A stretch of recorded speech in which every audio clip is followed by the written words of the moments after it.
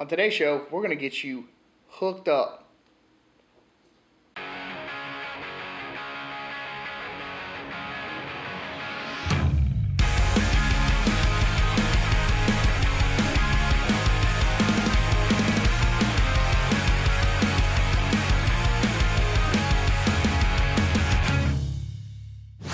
Welcome to the Photo Video Show, where we explore all things DSLR. I'm your host, Mark Puckett, and on today's program, we're going to be talking about getting your speed lights and flashes hooked up directly to your camera 5 different ways. So maybe it's not necessarily direct, but at any rate, we're going to get these things hooked up. So if you guys are ready, let's get started. So the first way that you can hook up your speed light to your camera is just attach it directly to your hot shoe. It's pretty straightforward. You just slide it right in, and you begin orientating the flash in new and interesting ways. So instead of blasting all your subjects right in the face with the onboard flash, you can now point your flash in the air, bounce it off the ceiling, turn it off to the side and bounce it off a white card or a reflector, and you can create a much more interesting lighting effect for your photo projects. So the second way that you can attach your speed lights to your camera is to use an accessory cable. An accessory cable slides on your hot shoe just like your speed light would, but it usually comes in 3 to 6 to 9 different lengths so that you can attach your flash at the end of it and have the ability to move your flash around. This provides you with a lot of different lighting options because it enhances your creativity, because you're not having to keep a stationary lighting position all the time. You can move it any degree, at any angle, from any position, and you don't have to spend an arm and a leg to get it.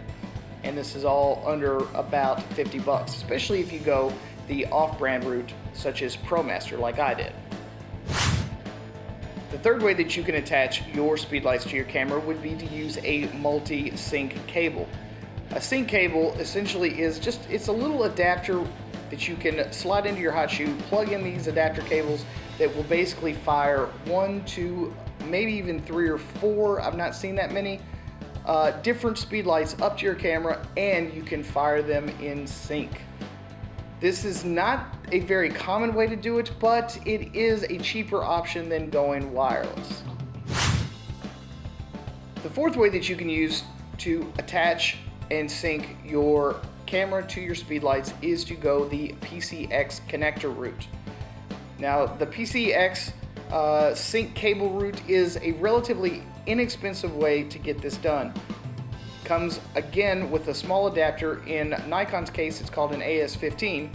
Slide it directly into your hot shoe on top of your camera, and you connect the cable from there to your speed lights or studio strobes. Extremely easy and straightforward, and it allows you to move stationary studio lights or speed lights that are on stands anywhere in a room, because these cables usually come in about 20 feet. So extremely long, more than enough to get interesting and creative lighting positions in a decent sized room. So the fifth and final way that you can hook up your speed lights to your camera would be the wireless technology route. This is where it gets kind of expensive for those that want to go this route but don't really know what to expect. Even some of the most basic wireless setups are going to cost somewhere in the ballpark of about $500 for the smallest set of triggers. If you go with pocket wizards or radio poppers, you're looking at about $300 to $500 just to get started. That is the bare minimum. But I recently did a cheap wireless trigger review that could easily get you in the wireless game for relatively nothing. So if you want to see that, check this video out. So there you have it, folks. I hope you guys found this information useful and handy and practical for all your photography needs. So please follow us on Facebook and Twitter. Be our friends, be our pals, and don't forget to comment, rate, and subscribe. Thanks for stopping by here at the Photo Video Show, and we'll see you guys again next time. See you.